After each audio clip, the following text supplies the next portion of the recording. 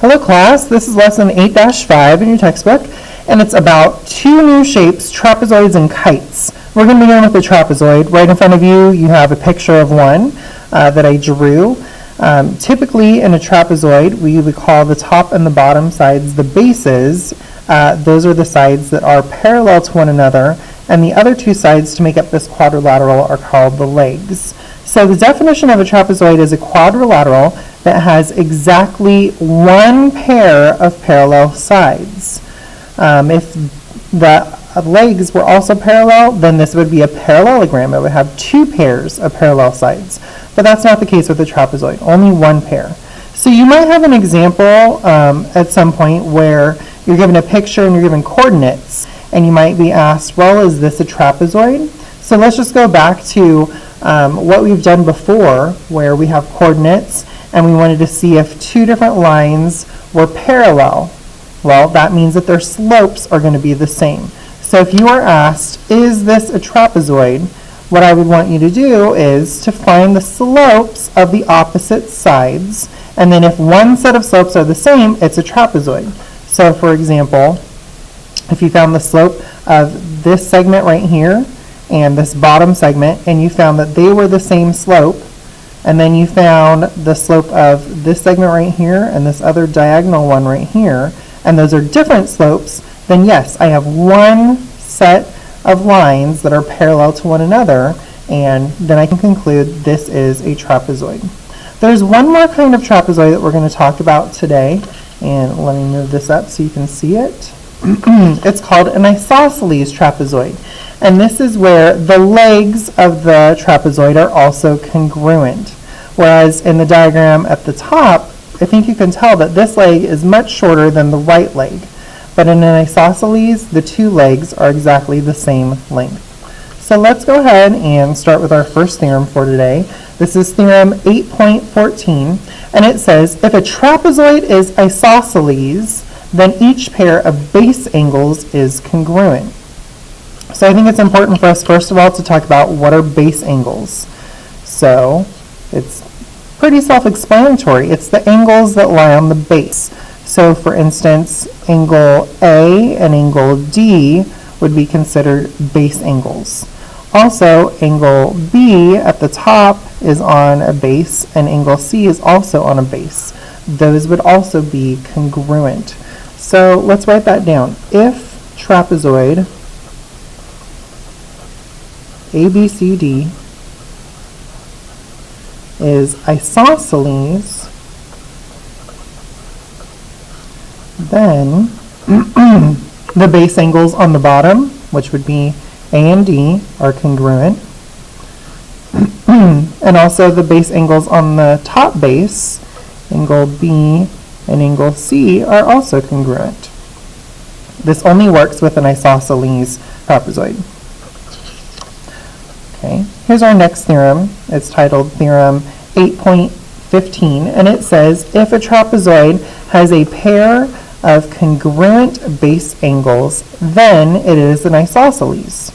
So this means if we are given at the beginning that these base angles are congruent, then I can conclude that this is an isosceles trapezoid. It doesn't have to be the bottom base angles. You could be given just the top base angles being congruent, and that would be sufficient to conclude that it's an isosceles trapezoid. So let's write that down. If angle A is congruent to angle D, or if you're just given maybe the top ones, that B is congruent to angle C, then trapezoid ABCD is isosceles.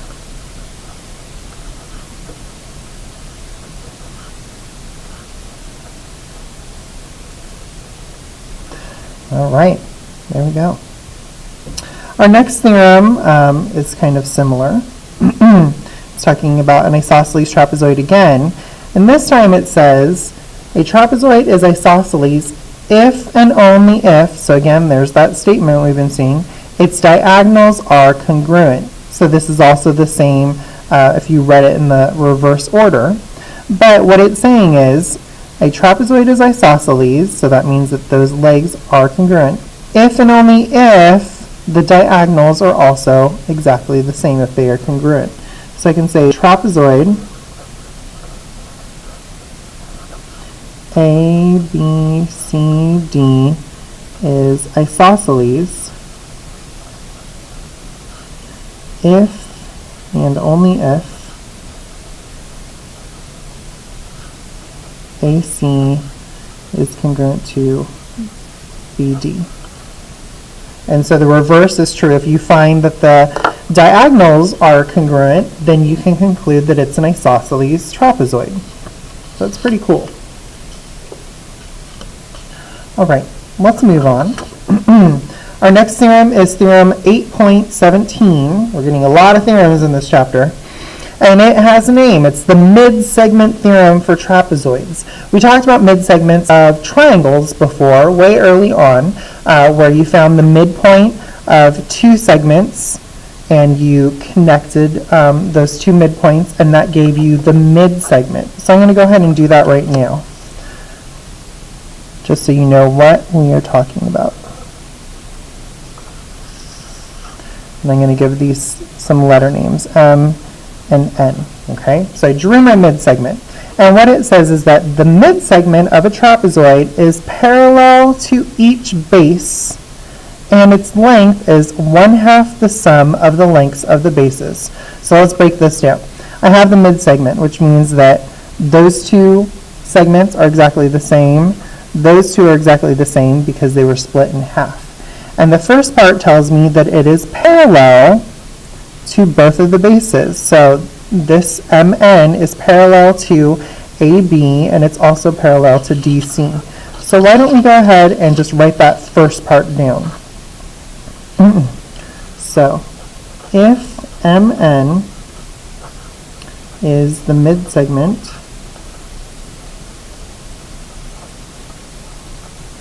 of trapezoid ABCD, then let's talk about that parallel part. MN is parallel to AB, and MN is parallel to DC at bottom. Okay, so that's the first bit of information that I can conclude. But we're also told its length, so the length of MN is half the sum of the lengths of the bases. So if I added up AB and DC and divide it in 2, that would give me the length of MN. So, and MN is equal to half AB plus DC. Cool. So let's go ahead and do one short example related to this theorem. Here it says that MN is the midsegment of trapezoid PQRS. Find MN. Easy. From that theorem right up above, we're told that that midsegment should be half the sum of the top and the bottom bases. So QR plus PS. And let's just fill those in. 1/2 of 28 plus 12, which is half of 40, which means that MN equals 20 inches. And we're done. Awesome. So now let's go ahead and move on to kites, because we haven't talked about kites yet, and we're just going to talk very briefly about what a kite is. It is a quadrilateral with two pairs of consecutive congruent sides, but opposite sides are not congruent. That's where you would see like a rectangle, okay, where a rectangle, the opposite sides are congruent. That's not the case here, okay. In this case, it's the consecutive sides, so that means two sides that are touching that are congruent, and these two sides are touching, but as you can tell, the opposite ones are not congruent at all. So our first theorem is theorem 8.18, and it says if a quadrilateral is a kite, then its diagonals are perpendicular. So something that I'm going to add on is this little right angle, meaning that these diagonals are perpendicular. They're meeting at 90 degrees. So that's kind of easy for us to write. If A, B, C, D is a kite.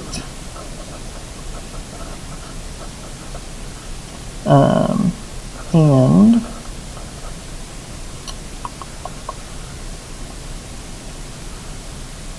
well, let's not say and. Let's just say then AC is perpendicular to BD. I'm sorry for that. Okay, so that's all that we have to say. If you're told in the beginning that this is a kite, then you can conclude that AC is perpendicular to BD. The last theorem that we're going to talk about today is also for kites, and it is theorem 8.19, and it says if a quadrilateral is a kite, then exactly one pair of opposite angles are congruent.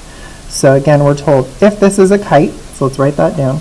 If A, B, C, D is a kite,